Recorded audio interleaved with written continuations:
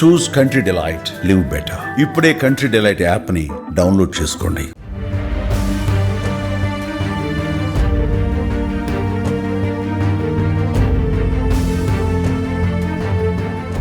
మాగంటి గోపీనాథ్ తెలుగు రాష్ట్రాలలో ఈ పేరు తెలియని వారుండరేమో. ఎందుకంటే హైదరాబాదులోని అత్యంత ధనికులున్న నియోజకవర్గం జూబ్లీహిల్స్ ప్రాంతం. సినీ నటులు, వ్యాపారవేత్తలు, బడా రాజకీయ నేతలు, బిలియనీర్లు, సెటిలర్స్, పేదలు ఎక్కువగా ఇక్కడే ఉంటారు. ఎక్కడి నుంచి మాగంటి ప్రాతినిధ్యం వహిస్తుండడంతో ఆయన పేరు అందరికీ తెలిసే ఉంటుంది. అసలు ఆయన బ్యాక్గ్రౌండ్ ఏంటి, రాజకీయాలలో ఎలా ఎదిగారు వంటి విషయాలను ఇప్పుడు చూద్దాం.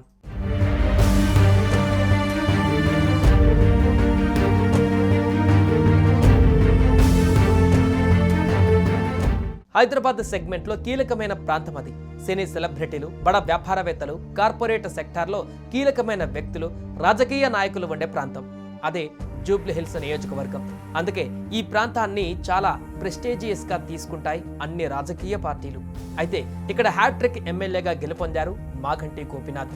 తెలంగాణ ప్రత్యేక రాష్ట్రం ఏర్పడిన తర్వాత బీఆర్ఎస్ పార్టీకి జూబ్లీహిల్స్ నియోజకవర్గం కంచుకోటగా మారింది. గత ఎన్నికలలో కూడా బీఆర్ఎస్ తరఫున మాగంటి పోటీ చేసి ఎమ్మెల్యేగా గెలిచారు. హ్యాట్రిక్ ఎమ్మెల్యేగా విజయం సాధించారు. ఆనాడు ఎన్టీఆర్ పిలుపుతో టీడీపీలో చేరిన ఆయన అంచెలంచెలుగా ఎదిగారు. టీడీపీ నుంచి మొదలైన ఆయన ప్రస్థానం బీఆర్ఎస్ వరకు కొనసాగింది. కేటీఆర్కు నమ్మిన వ్యక్తిగా, కేసీఆర్కు శిష్యుడిగా, కారు పార్టీలో కీలక వ్యక్తిగా ఎదిగారు.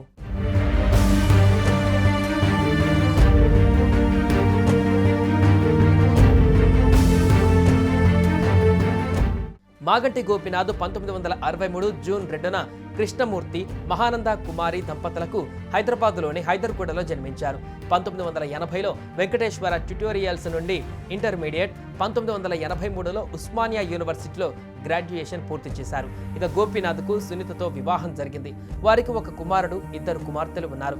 మాగంటి గోపీనాథ్ 1983లో తెలుగుదేశం పార్టీ ద్వారా రాజకీయాలలోకి వచ్చారు. ఆయన 1985 నుంచి 1992 వరకు తెలుగు యువత రాష్ట్ర అధ్యక్షుడిగా, 1987, 1988లో హైదరాబాద్ అర్బన్ డెవలప్మెంట్ అథారిటీ డైరెక్టర్గా, 1988 నుంచి 93 వరకు వినియోగదారుల ఫోరం అధ్యక్షుడిగా, టీడీపీ హైదరాబాద్ జిల్లా అధ్యక్షుడిగా వివిధ హోదాలలో పనిచేశారు.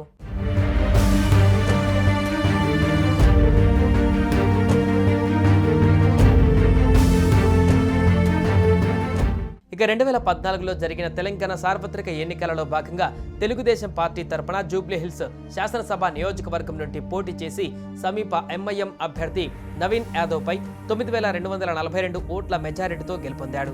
ఆ తర్వాత బీఆర్ఎస్ పార్టీలో చేరారు. 2018లో జరిగిన తెలంగాణ ముందస్తు ఎన్నికలలో తెలంగాణ రాష్ట్ర సమితి పార్టీ టికెట్పై పోటీ చేసి సమీప కాంగ్రెస్ పార్టీ అభ్యర్థి పి విష్ణువర్ధన్ రెడ్డి పైన 16,004 ఓట్ల మెజారిటీతో గెలుపొందారు. ఇక ఆయన 2018లో శాసనసభలో పబ్లిక్ ఎస్టిమేట్స్ కమిటీ సభ్యుడిగా ఉన్నారు. మాగంటి గోపీనాథ్ 26 జనవరి 2022న టీఆర్ఎస్ పార్టీ హైదరాబాద్ జిల్లా అధ్యక్షుడిగా నియమితుడయ్యారు.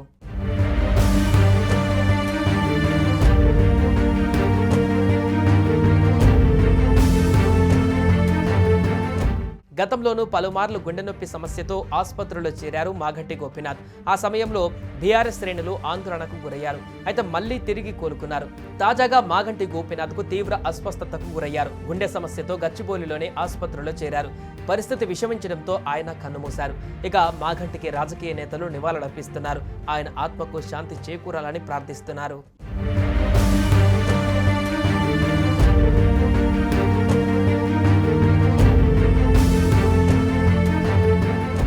సుమన్ టీవీలో మీ పర్సనల్ అండ్ బిజినెస్ ప్రమోషన్స్ కోసం కింది నెంబర్కి కాంటాక్ట్ చేయండి.